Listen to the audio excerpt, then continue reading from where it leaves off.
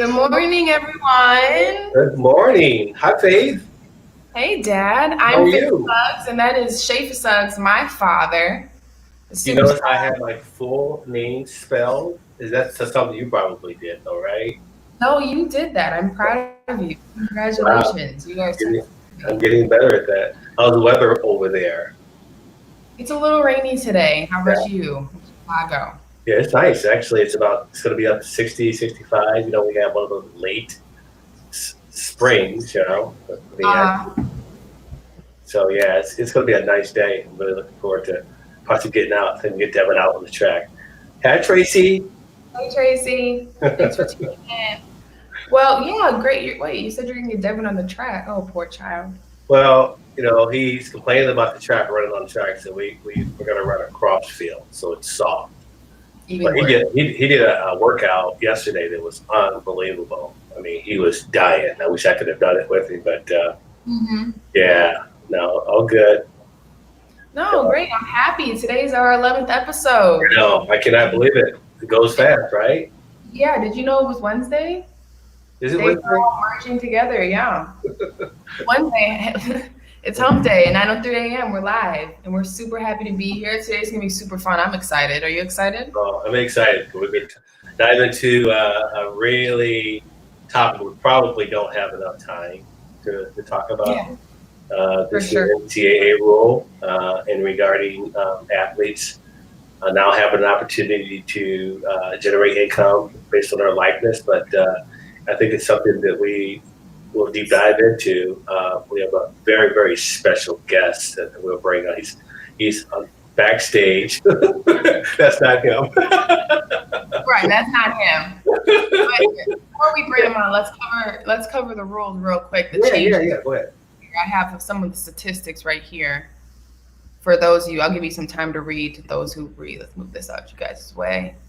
So you can see those are some of the bullet pointed changes that have happened. Of course, none of those things were going on when I was in school. So Me either. jealous. Of course, you. You can see we can make money off of our modeling apparel, different logos. Oh, it doesn't include logos. Advertisements, which is big, especially in men's basketball, men's football. Uh, of course, there's little guidelines to it, but this is such a new opening door to a new NCAA. So, how about you give us a background of our guest who's going to help us navigate this fun little topic today? Right. So our guest is Craig Sawall. Craig and I go back about 35 years, as you well see. He is a huge Irish fan. Um, this is a beautiful family. But Craig, when I first transitioned back to Chicago, he was one of the first people that I connected with. This is probably 86, 87, and we just connected. I think one of our first conversations was he loved the Temptations. He loved the Temptations. And the next topic was about Notre Dame. So Craig actually graduated from Notre Dame University, and all of his kids have graduated from Notre Dame University.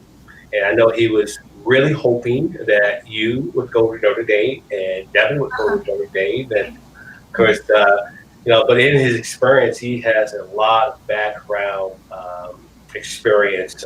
Not only is he an attorney, lawyer, but he actually worked in the media information department at Notre Dame and got a chance to interview great coaches like Eric Garcia. I know he spent some time with Lou Holtz, but just a great source that has a good grasp on sports. And of course, he is a family friend also. He has been to a lot of your games. He's been to a lot of Devin's games, and he's just a dear friend. And I wanted to invite him on the show to kind of give us third voice to his visibility of what this new rule is going to be, because there's a lot of things that need to be tweaked, but Mm-hmm. in fact, it is an opportunity for players to make revenue, and it's going to open the door to a lot of questions.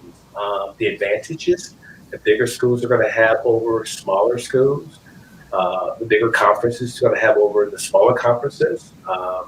So there's a lot of questions that need to be answered, but the reality is the rule is been passed. Start out in California. Good morning, Aaron. Morning, Aaron. But without further ado, I'll bring on our guest, Craig Cheval. Morning, Hey, Craig. Craig. Morning, guys. It's great to be with you, Shafer and Faith. I've really enjoyed the show so far, so really excited to be able to join you this morning. Thanks. So just so you know, why don't you back up a little bit, Craig? So he has a Duke sweatshirt on, which just tells you his loyalty. You got literally back up, right? Yeah, you got. There you go. There you go.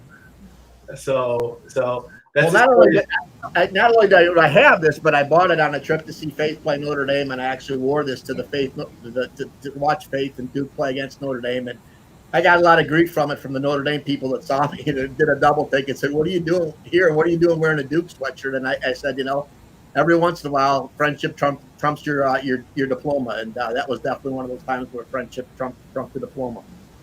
Oh, that's No, we appreciate it. We needed all the fans we could those games. yeah, because obviously there's a paradigm shift in Notre Dame's basketball with the retirement of Buffett, but at that time they were tough. They were tough, and you actually rooted for Faith. I think, but you were actually No. I did, but I cheered for Duke. Outwardly cheered for Duke. Sitting right next to you that game, the entire game. Not just wore the sweatshirt, but cheered for Duke because that's, because of our relationship. I believe it or not, I wanted Duke to win that game. Obviously, it was all about Faith, but I wanted Duke to win that game. it's fitting really good on you too. I want you to know. I want to add. All right, well, let's dive into this fun topic. This is gonna be fun. Yeah, so I guess the question is to the both of you. Craig, you go first. Have athletes been cheated? Are we coming to that point now where we're starting to realize it, that the public can now say it? Cheating is an interesting word, Faith, and I would say that certainly that the NCAA has not done a good job of, and their institutions, because of course we all know the NCAA is made up of its member institutions. It's not like some random governmental thing. Right. But I think it's fair to say, and it's unavoidable to conclude at this point in time that the NCAA and its institutions have not taken care of their student athletes. And one of the questions that you guys kind of raised with me, previously to prepare for today was what has forced the NCAA's hand to go along with this? And I think it's pretty clear in a certain sense, two things. We've seen the legislative approach. You've seen what's happened in California and some other states. We've also seen some successful litigation.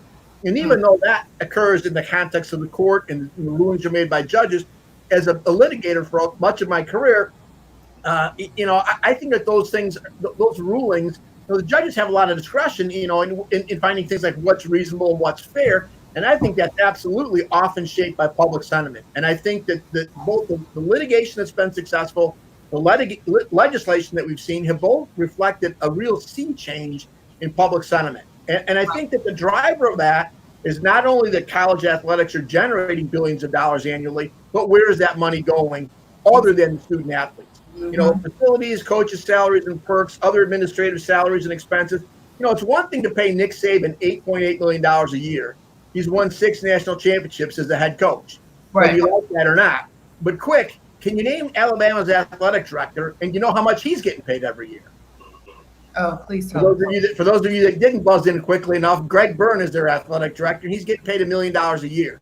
With all due respect to the late Jerry Krause, who was the Bulls general manager and famously said that organizations win championships, not players. I'm going to tell you something. Nobody's buying tickets or jerseys or turning on their television sets because Greg Byrne is the Alabama AD.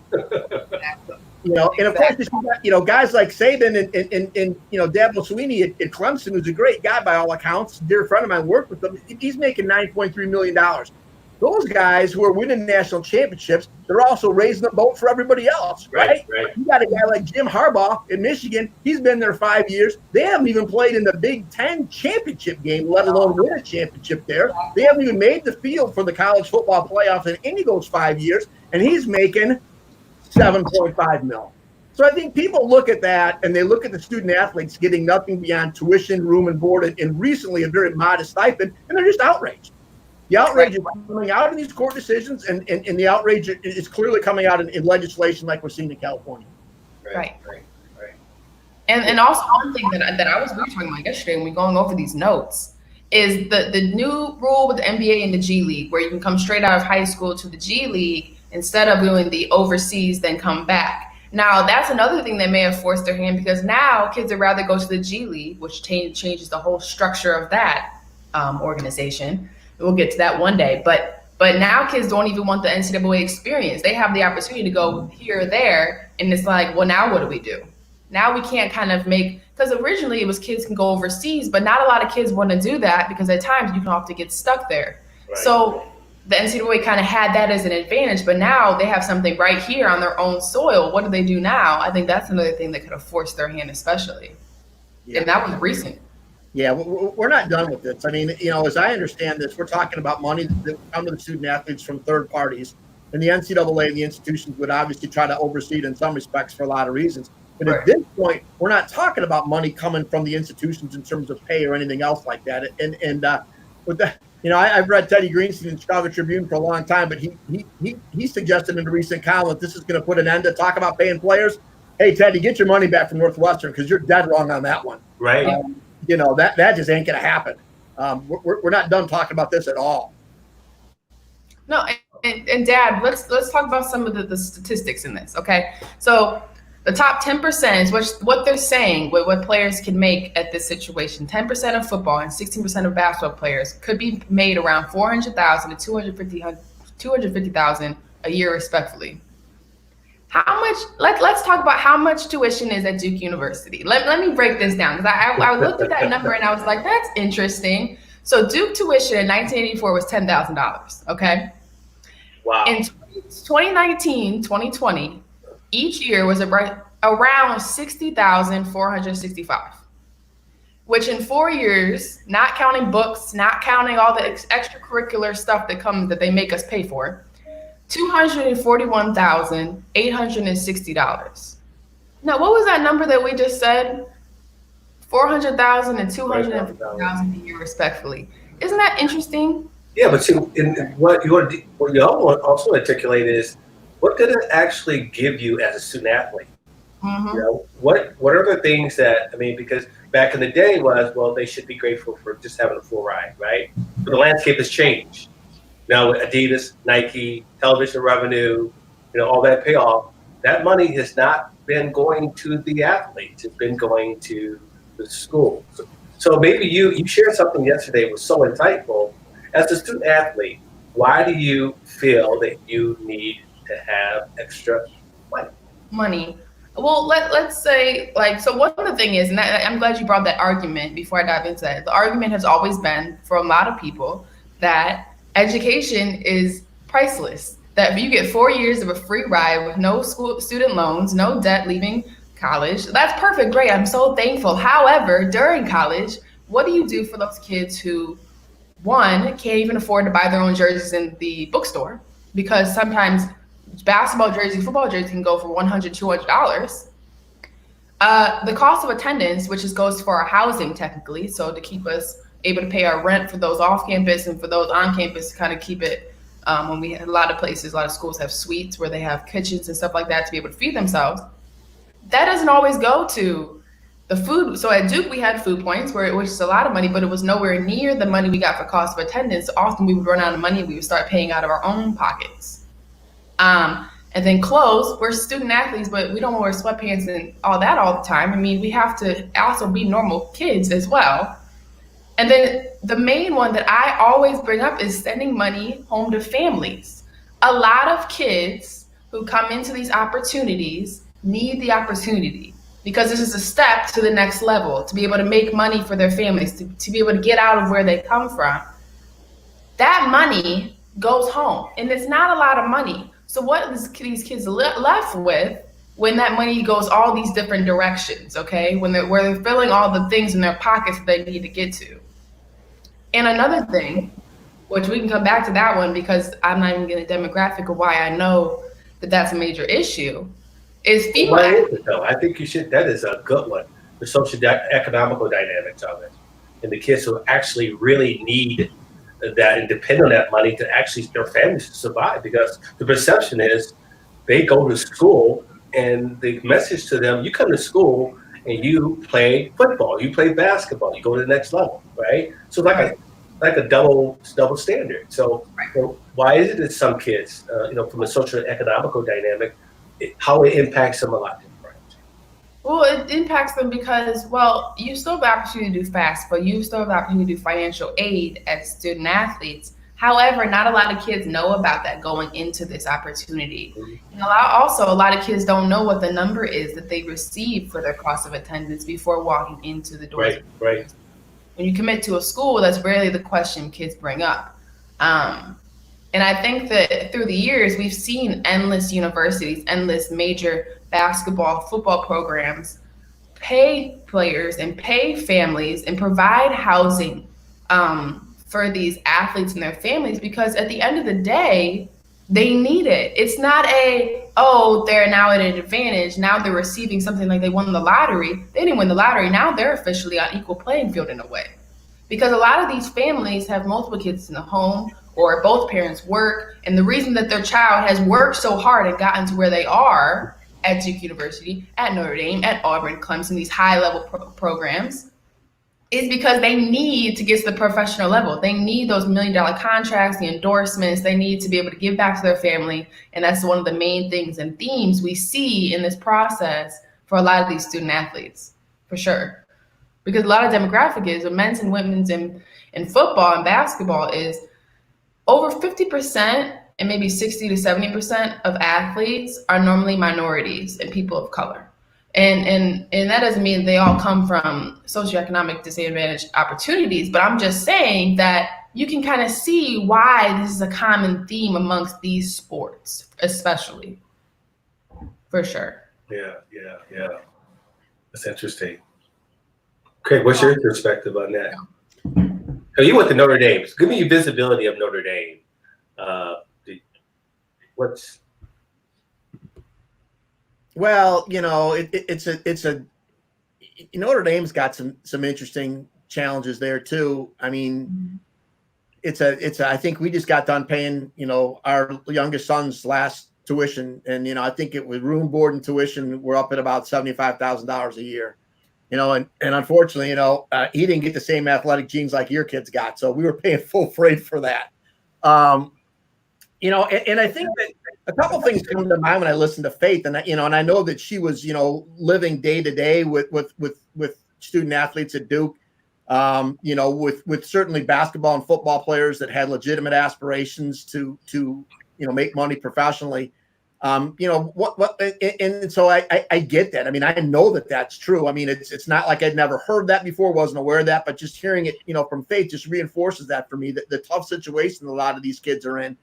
I think one of the things it speaks to, it's interesting to look at the different major professional sports in the United States, the different models to get there, right? I mean, now, Faith mentioned earlier, the NBA is taking a different approach to the G League and all that kind of stuff, which I think is great. But, they and even more so, the NFL have lived forever with the free minor league system, so it's kind of put these kids in a situation, very, very few kids like Kobe Bryant, was able to go direct, now the rules prohibited and there's talk about a change it back. But even when the rules allowed someone to go straight from high school to the NBA, very, very few kids could do that and do that well.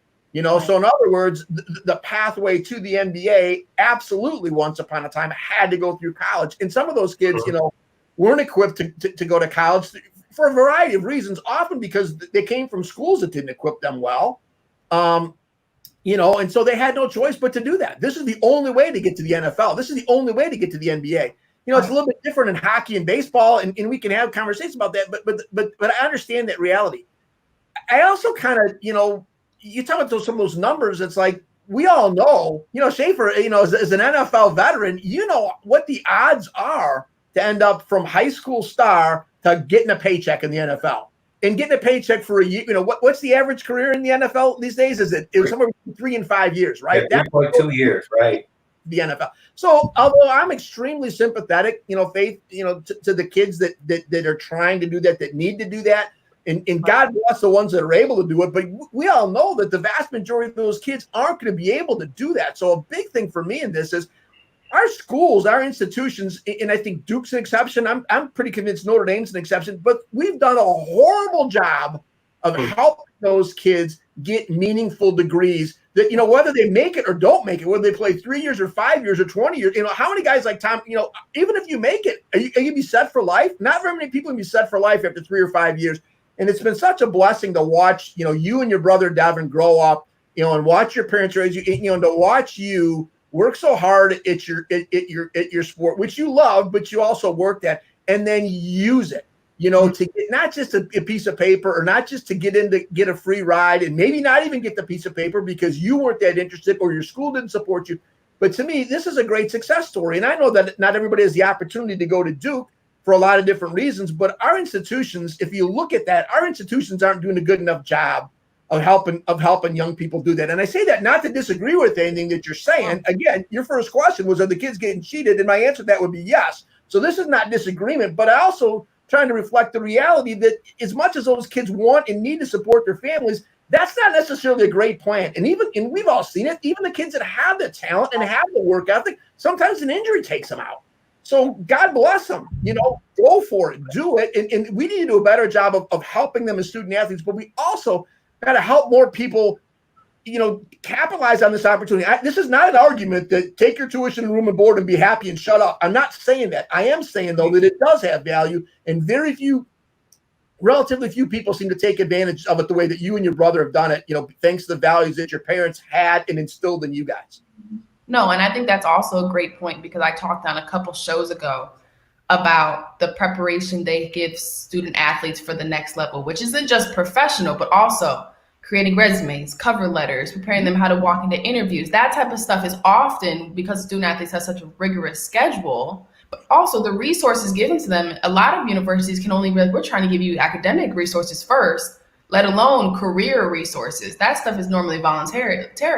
So a lot of kids don't really think that it's important because they're still worried about finals. They're still worried about this type of stuff. So I can see how when they hit, and it happened to me, when you hit around January, February, when people start saying, well, what are you going to do next? And you're just like, well, how do I go next? What do I do? What do you mean a cover letter? What do you mean that I need to make my resume 1 page, 2 pages? How do I, and those type of questions, I can see how a lot of universities don't have that preparation, so that then when these kids leave their doors with a great degree, how do they use it? And what do they do with it? Yeah. And if you just indulge me for just one more second here on this, because I'm not sure this is actually the heart of it, but, I love your show and I love what you're doing. And I hope that one of the things that happens with your show is that more and more parents, Frank, you knew most of this. I mean, you got help without a doubt, but you had that mindset when you showed up at Duke for the first time. You had that mindset when you were being recruited by Duke and lots of other places.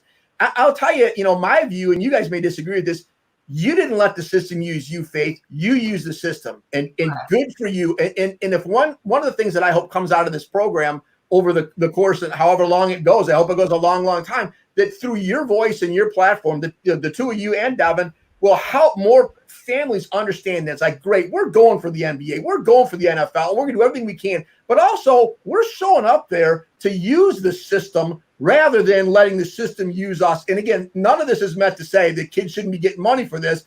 It's almost they're related, but they're separate issues. You guys have done a great job, and it's just as a friend of your family, it's such a joy to see you guys do that. And if you can get more people to do that through your voices and your platforms, that'd be a great thing.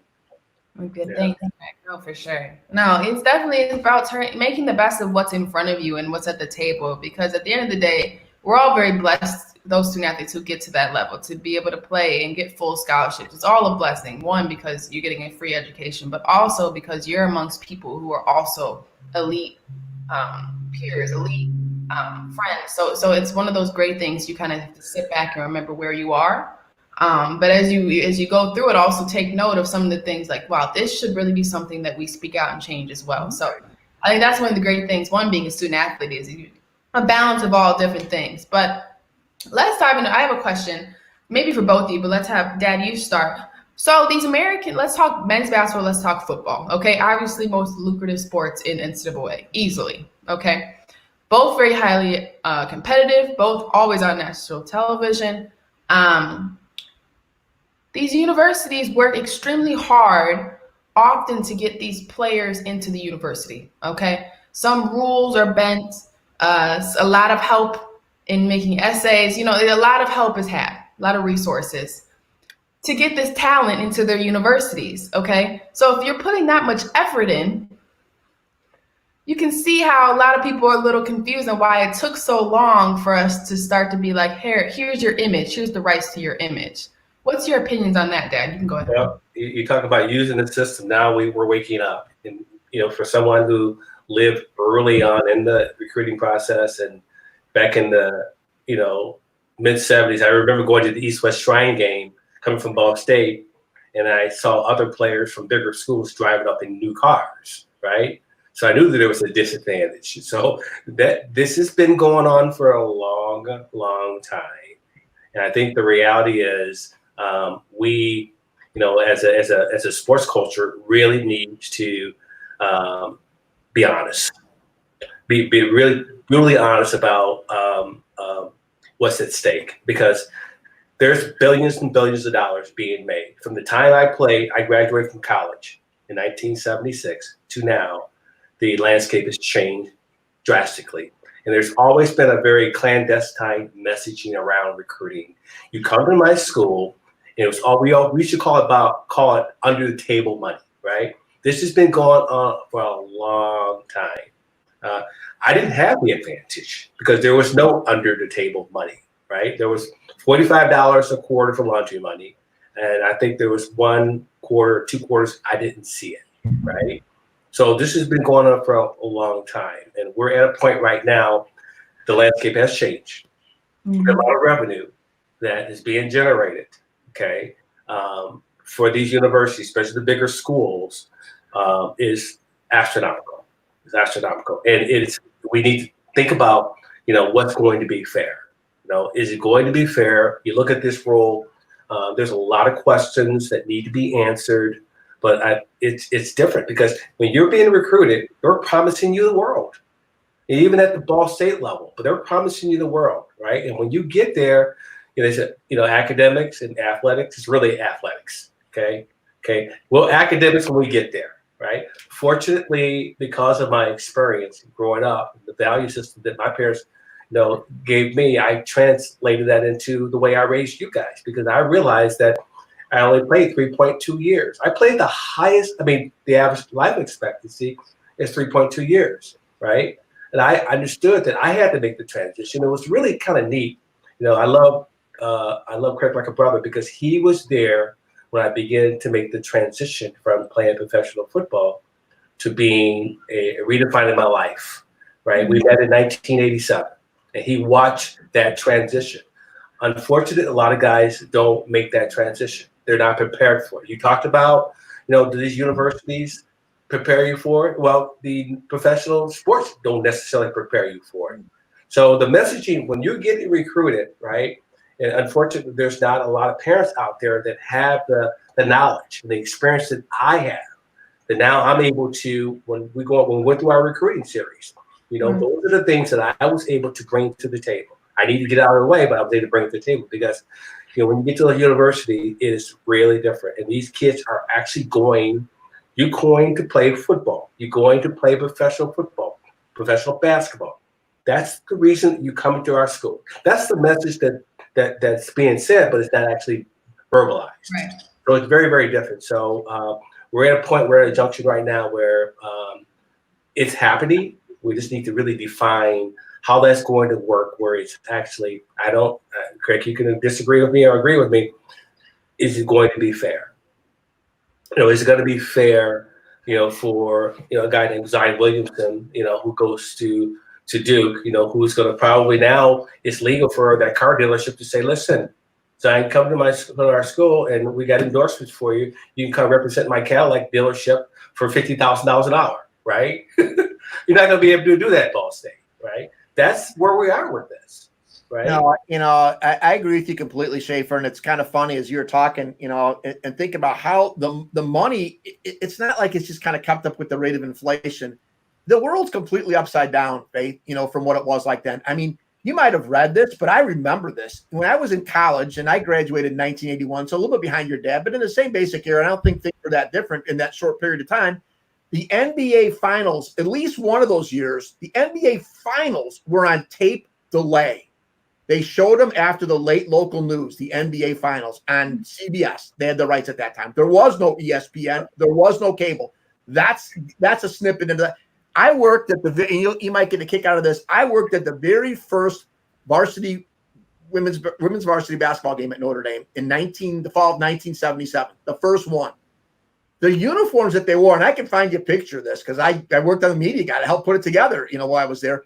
They spent so little money on those uniforms that it didn't even say Notre Dame on the front of their home. It didn't say anything. It just had a number. It was like something you would go down to like Dick's and just buy for your look. In fact, it's not even true anymore. Like the little 8-year-old kids have, Major League replica uniforms. I mean, it was an athletic shirt and it had a number on the front and a number on the back. It didn't say Notre Dame. It didn't say Irish. It didn't say Shamrock. That was it. And that's the truth. But it's interesting. I had this conversation once, and Title IX's been great. Obviously, all the things that happened allowed you to experience some of the things that you did. So I'm a proponent of it. But I was in a conversation once, and this actually led to me getting more directly involved in women's basketball there with their coach at the time. She was the very first coach. She coached women's basketball and tennis at that time. We were talking about Title IX, and part of it in those days was kind of a men versus women. And there's some issues there for sure. But I'm going to tell you what, in Notre Dame in those days, it was football, and it was men's basketball, and it was hockey. They actually had a hockey program, which is pretty good. Other than that, it was jack. My roommate was the captain of the baseball team. They had one scholarship to split among that whole team, one. And so Notre Dame having kind of the big name because of football and stuff, their baseball team was terrible. They would go and get their clocks either handed to them by Bethel College and by Valparaiso and all that kind of stuff because they had one scholarship to give out. That's the way it was. And so as the money has exploded over the years, I think it took a while for the public to catch up with kind of how much money is, because back in the day, the athletic director, he wasn't getting paid jack, right? I mean, it was just, it was a kind of a nice job, and he wasn't getting rich off of that job, right? Most of the coaches weren't for that. Certainly the coaches outside of football and basketball were.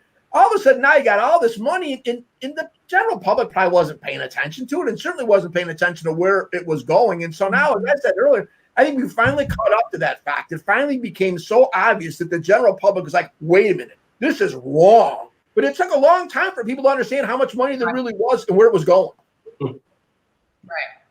No, for sure. And it's funny that you said that because the very definition of sports from my place where I witnessed it, and then I can contrast it with my dad and his times, is such a night and day. Oh. College basketball, college sports, everything is about money. And it's how do we bring people in for money? How do we market the programs for more money, for more boosters, for everything? Because at the end of the day, we're running multi-million-dollar programs at these million-dollar universities. NCAA can bring in billions of dollars a year, but universities, a lot of them bring in millions and millions of dollars a year. And as a women's basketball at a high-level university, but at a university with a major men's basketball program, where I see the difference in it. They play Madison Square Garden twice a year. They fill up Cameron every single time. They have Barack Obama in there, Dwayne Wade. They have all these different amazing people come in. There's rappers. That's one thing we saw with Zion in that last season of the 2018-2019 season is college basketball has completely changed because I have never in my 4 years witnessed something like that. My first 3 years, it was like, okay. But that final year, that year with Zion, with RJ, when it smelled like money. It was insane. Like we had rappers walking, we had Future, we had all these different type of famous rappers. We had Barack Obama, we had Dwayne Wade, if LeBron wanted to be there. And we used to be so jealous. I remember specifically because we always were out of town when these famous people were coming in. So I was like, what is happening? Everyone wanted to be part of what was going on there. Like they needed security to get the kids in and out of the stadiums. Like we have never seen that before. And it looked so professional because people were falling out. People were obsessed with being part of this movement, this thing. And Duke did such a great job of marketing these players and bringing in all this money. And I have never seen like that. And I really think that, wow, that was an anomaly. I don't think that like the universities will ever get that again because it was the Zion era. I think that there's no going back really. No. Like So No. college sports, college basketball, college football, especially, I see them as professional programs. God, as you were talking, and I don't want to get off topic, but the same thing has happened in the NFL, right? We just finished our collective bargaining agreement. So from the time I actually start playing, right, to today, the difference in the amount of revenue that the NFL has been able to generate in comparison to the amount of money that the players are actually getting is unbelievable. So we're going through that right now. So it doesn't necessarily stop at in college sports. I mean, the landscape has changed a lot. So, the amount of money that the actual athlete is actually getting in proportion with the amount of money that's being made is just unbelievable. Unbelievable. Okay. Yeah, it's interesting. To me, one of the things, Faith, you're talking about some of the things that were going on at Duke during Zion's, year there. And you said, describing all those really neat things that we were jealous. That reminds me of your question earlier about in Shafer, what's fair? That's going to be a huge challenge, whether we're talking about money coming in from third parties or money that's being paid, by the institutions. Either way, I mean, how are we going to define fair? Is it fair that we're gonna compensate you, however we're going to do it, based upon the revenue you directly generate, jersey sale, or are we going to pay this, the Heisman candidate the same as we're paying, the 85th scholarship guy in that football team? Are we going to pay, a women's, field hockey player the same as we're going to pay a Duke men's basketball player? Or is fair going to be, we're making basically similar demands on all these student athletes, whether they're playing in front of, 18,000 people or whether they're playing in front of 75 people, they're still putting the same amount of time in. They're still wearing that same Duke jersey or that same Notre Dame jersey. I mean, is it because, and some of the arguments you made earlier, not arguments, but the points you made earlier, they don't have time to get a job during the school year or the summer. And that applies to whether you're, going to be a first round draft pick or whether you're going to medical school next year, as a lacrosse player or as a, whatever. And I think those are other things that who gets to define what's fair? Because that kind of goes back to the pay thing too. I'm like, okay, great. Let's just make up a crazy number. Let's just say that the NCAA was going to give every student athlete $50,000 a year, which is crazy. Do you think that some kids and some families aren't going to be like, when the booster comes around saying, hey, I want you to come to my school, so I got some more for you on top of that? We're Right. Mm-hmm. Well, and I think that's a great point. So let's go through where this jealousy can come from. I think the first one to talk about is what Craig just said, is athlete versus athlete. Right. And then you have women's field hockey is looking at women's basketball a certain way, or women's field hockey is looking at other female sports who are generating a lot. At Duke, at Carolina, they have very great soccer teams, okay? Final Four bound every single year. Obviously, what they get paid or what their endorsements are things those girls get opportunities with is going to be very different to what field hockey sees or gymnastics or those type of programs. Yep. And I think that also you look at within teams. So let's dive that one. I think that it's almost impossible. This is one of my big pushbacks against this pay the athlete rule whenever people bring about is what's the number? How do we calculate this up? How does the NCAA sit around the table and be like, okay, let's play men's basketball this, football this, and what happens when we get people complaining? What do we do then? Do you just say, okay, well, this is what you're generating? Is there a formula that they can kind of pull together? Right. I don't think so. No, it's individualized right now. It's the opportunity that presents itself. Right. Mm-hmm. So the jealousy is going to obviously be there. There's not only from athlete to athlete, but from team to team, from conference to conference. How is that going to impact the recruiting? It's going to impact the recruiting unbelievably. Right. So you're so right. Yeah, it's none of these things are meant to push back against what we started with, that the student athletes have been cheated. I said it then. I agree with it then. I agree with it now. But I tell you what, I mean, it's gonna be crazy. I mean, I know how demanding your 4 years were at Duke, and it was a job in some respects. It felt like a job. The demands were crazy. I mean, once this starts to happen, what's NFL stand for, Shafer? Not for long. Not for long, right? Cutthroat now. It was cutthroat now in your 4 years, and I agree, it was. It ain't not. When you're like, oh, we got to pay this guy. We gonna keep him around or not? Nope. He's not. Bye. See you later. I mean. And I'm not saying this is a reason not to do it. I'm just saying, man, we are opening up a huge can of worms, and we should open it up. We need to open it up. But man, it's a can of worms. Oh, for sure. And another thing is this is all about image.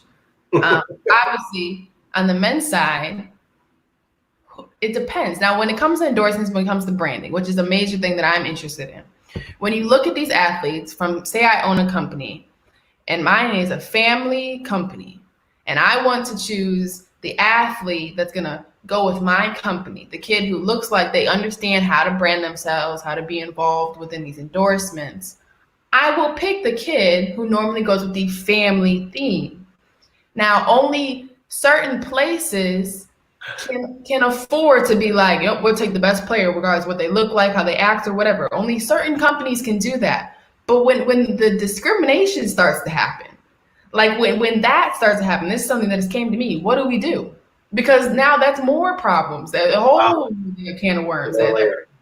Now, if I'm on a team and I see this kid always gets endorsements because of who he is, where he comes from, his connections, and I'm like, me and him have the same numbers, but he's getting this opportunities, my opportunities are completely different. Obviously, someone's going to feel slighted, and someone's going to feel offended, and then the NCAA has to open deal with that. So while I like the whole first come first serve, it's all in your plate type of thing, I can see how this could be a problem on that side. And I'm not even going to dive into how it could turn into nasty for the women's side, because it's very much driven of what you look like and who you are, especially in women's basketball. Right, sure. right. But what did you say about Skylar Diggins? I mean, she changed the game. She changed the game, exactly. She changed the game, and we had many beautiful players before that who were like top level players, but it was when the media started to gravitate around them, and Skylar Diggins and Notre Dame became a pretty program, where the girls were all very well put together. Same with Duke, which was who Duke was before with Grant Hill and those type of players. You can kind of see how the themes of the programs were, because you get people to come in and watch the games. You get TV more and more and more, and you can sell your media guides, and you can do all this different type of stuff, because that looks like more money for us. So why not play it easy? And I think the one thing that came to my mind is when Tennessee and Rutgers played in the national championship, and Rutgers was considered the nappy-headed hoes, and Tennessee was supposed to be the pretty girls, and it was like media sucked it up, because it was like that's what everyone was thinking, but you don't say it. It was that type of thing, and everyone was like, "What? Their talent speaks for itself. What do you mean? It's Vivian Stringer. She's the greatest coach. So what do you?" So that's what comes to my mind when I think of that, when I think of women, because that can get very dangerous on that end, for sure. 100%, and not just talent. It's for women, for sure. That's what sells. Well, you probably remember another layer there, Faith, but that's a whole nother program, the Russell Wilson effect, right? A whole gets the endorsements, right? What is the image they're actually looking for, right? Right. You know, how transcendable are they, right? So that's a whole other layer. That's a whole other topic that's going to probably be a part of this, because I'm sorry. Go ahead, Craig. Implicitly, a lot of the things we've talked about today have kind of almost been like based upon free market principles, right? Mm-hmm. The players are helping to generate revenue. The players should share in the revenue. And you know what? I'm with that. I mean, most people are with that. But sometimes the free market's pretty ugly, right? Sometimes the free market allows people to kind of choose how they want to spend their money. And if they want to spend their money, paying for endorsements from the teams or the players that look good, what are we going to do about that? And I'm not saying we shouldn't do anything, but I think that's another place where we see this tension. We see this conflict, and we see these things that we got. We're just going to let the free market, which has kind of been driving a lot of the conversation, a lot of the rationale and the argument from the get-go. Like, free market is like, these kids are getting cheated, as you said earlier. I was going to say something else. But now let's, free market. Whoa, all the money's going here, all the money's going there. Do we like that? And now do we want to kind of come in and try to engineer a little bit within the free market? And it'll be interesting to see how that happens. I mean, I'm sure your dad remembers this name, and it may resonate with you. But in the world of women's tennis, Anna Kournikova, right? Mm-hmm. You remember her, Shafer, right? Really? You don't? Yeah. Oh, you just okay? Good. I was gonna say it'd disappoint me if you didn't remember her. Oh yeah. Made gazillions of dollars. She never won a major, and she won a handful of tournaments. But she looked great, on the camera, and she clearly was, she was at the level where she was clearly competing at that, but she was far down the pecking order of who's winning the titles, who's winning the Grand Slams. It wasn't her, but she was raking like nobody else was raking. Right. Yeah, and then for sure. I think that'll be a major problem. Athlete to athlete, sport to sport, gender wise, for sure is going to be a one of those battles. I have one question to kind of like jump off and then jump back on because I want to dive into a major part of this discussion that I'm really excited for. Craig, how do you think that individual university sports marketing programs, the SIDs, the media, how do you think they'll be affected by this? Because they can't control the image of their athletes anymore.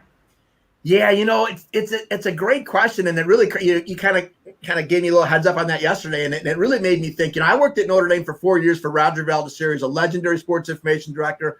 A lot of people think he was the best ever. He's the guy that changed the pronunciation of a guy from Joe Theismann to Joe Theismann. So it was Theismann for Heisman, and Joe finished second in 1970 in the Heisman to Jim Plunkett from Stanford. But so it probably worked out better for Roger because Roger's been known for that forever, and Joe finished in second place. But that was Roger. And back in the day, and Shafer, you'll remember this, the universities could control everything because television in those days, first of all, there's no cable. Secondly, in those days, ABC had the rights, and there was a rule that the NCAA imposed. Any team could only be on their national or regional broadcast from ABC 3 times over 2 seasons. Didn't matter. Notre Dame, USC, Alabama, Texas, Michigan, Ohio State, 3 times in 2 years. So print was king. Newspapers were king, magazines were king, and Roger controlled all that stuff in a certain sense. Roger decided who was going to get interviewed, kind of like what you're going to now a little bit. In the universities, 2 things have been happening, and they're kind of almost opposition to each other. The universities have been looking at trying to take the middleman out. They're not there yet, but they're trying to. It's like, okay, this is our content. And primarily the content is the actual games, but it's also other stuff. It's features and all that kind of interviews with players and all that kind of stuff that they're now putting on video, and it's on their websites and all that kind of stuff. You can see that the conference networks are kind of an interim step to that. I mean, ultimately, but in the context of that, look at Texas. Texas doesn't want to be part of that the Big 12 network. They got the Longhorn network. And of course, Notre Dame's would do that. So in a certain sense, on one hand, universities are trying to become the creator and the distributor, the creator, producer, and distributor of that content. And that makes sense to me, right? Why would we have ESPN involved if we can figure out a way not to have them involved? At the same time, though, and so that's going to be interesting. At the same time, though, the good news from the student-athlete perspective is social media is blown up, right? So anybody with a Twitter account or anything else, they can be their own producer. They can. So Roger, bless his heart, he's going to turn 93 this Saturday, as a matter of fact. He would not be able to control things the way that he was able to control things. And again, let me wow. Roger was a really great man, and there's hundreds of Notre Dame football players and other athletes that love him. And so it's not, he wasn't doing it for evil or manipulative way. That's just the way it was. He sold Notre Dame, he sold their players. But when somebody from the Chicago Tribune said, hey, Raj, who would be a good story idea? Roger's like the one saying, okay, it's this guy or it's that guy or whatever. Mm-hmm. His motives are always great, don't get me wrong, but that's how much power he had.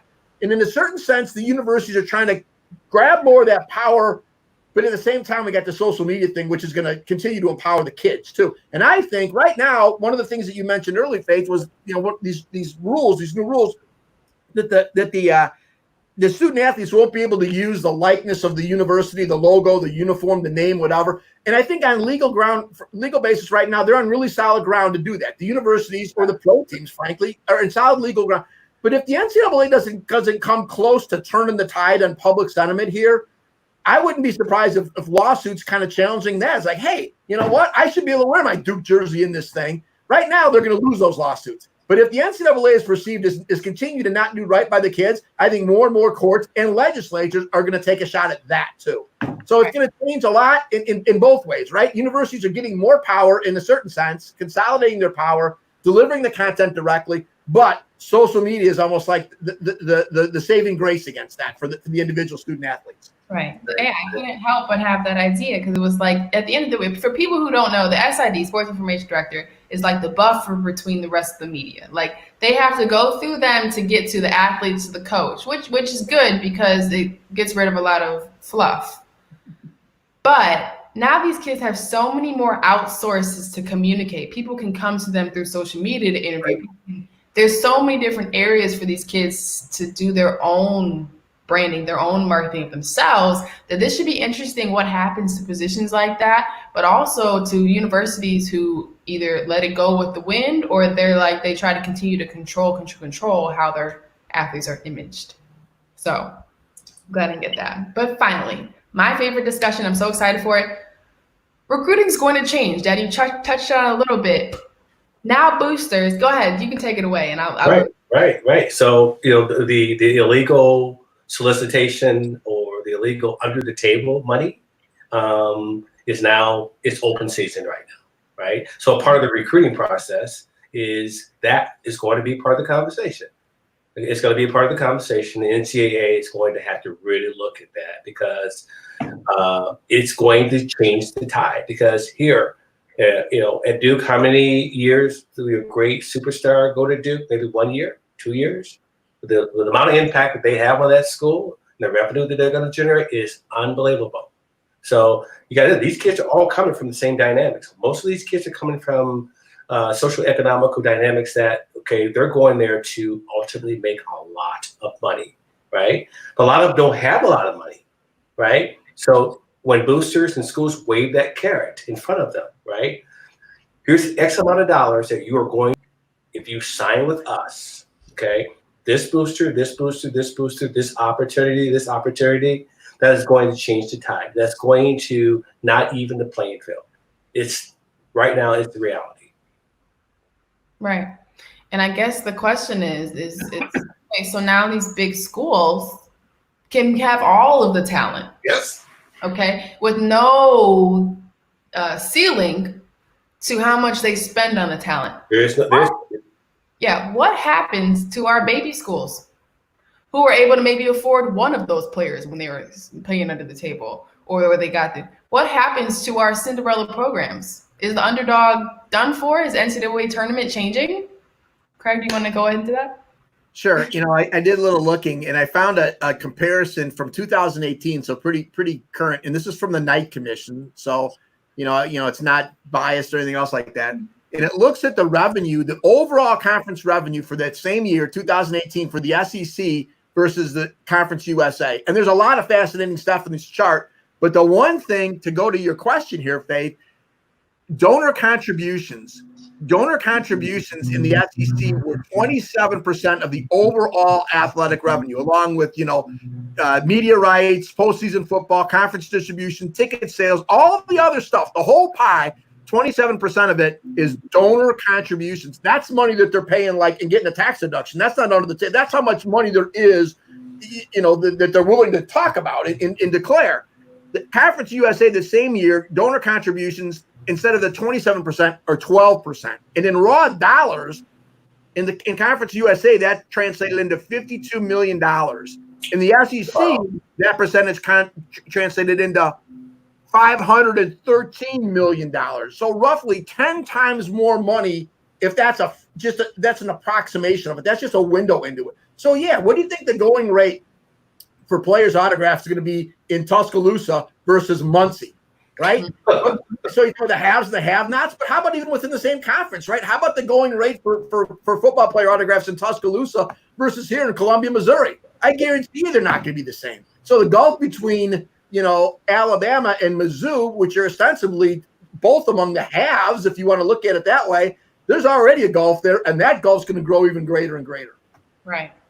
And that's my thing. I mean, the one thing about the small schools, they've always had able to have opportunity. And currently I'm at Long Island University, so obviously we're no Clemson, but it's like you can see that the resources are already skewed. Okay. Mm-hmm. Alumni skewed, little money is given back to a lot of these universities. So what they're playing with, what they're entering the season with is nowhere near before last season is nowhere near what these big time programs, Power 5 programs have. Okay. So now this rule is unveiled. And now the athletes, also the transfer rule up in the air. Now these athletes are like, why do I want to be Michael Jordan of this school when I can go to the Power 5, make all this money, be on TV, I own my image now, and I have a better opportunity to go professional? Now that gap, like you said, is even larger. The NCAA tournament is going to be flooded with Power 5 teams. It's not going to be 2 or 3, 4 or 5 of the Power 5. I'm thinking that we'll see 8, 7 deep for sure, because a lot of these schools won't have the resources or the ability to be able to go and make a name for themselves unless they have 4-year players who decide to stay for 4 years, which is also very rare. So, Dad, what do you think? Well, we need probably 3 shows to dive into this. I mean, you're so right. I mean, it's going to change the landscape of college sports without a doubt. I mean, there's so many thoughts going in my mind right now. It's just we have between now and January 1st before that rule is actually executed, and hopefully we can find a balance. Find that balance. But I don't know if there's enough time to do that. It's going to be tweaked along the way. Yeah, no, probably not. We may see the end of our Cinderella runs. But Craig, thank you for joining us today on F3. We're so happy to have you. You did a great job. Well, thanks. It's been a delight to be here. Thank you for having me. Awesome. We are excited to hear everyone's thoughts on the new change in the collegiate athletics. Please comment, share this video. We want to hear your ideas so we can come back around to this eventually. We are back on Friday with an amazing show. I won't be here. I know you will miss me, but my co-host will reunite with his 3 former New York Jet teammates who play with him in the defensive backfield. They will continue our decision on how COVID-19 is impacting our world, and you'll hear from the professional level of some funny guys. And they will also share how playing in the NFL has impacted them physically and mentally, along with how it's affected their families as well. So once again, this is Faith Family Focus, and our mission is to use our faith as a vehicle to help guide and show everyone to strengthen the family core. Thank you, everyone, for joining us. We'll see you Friday.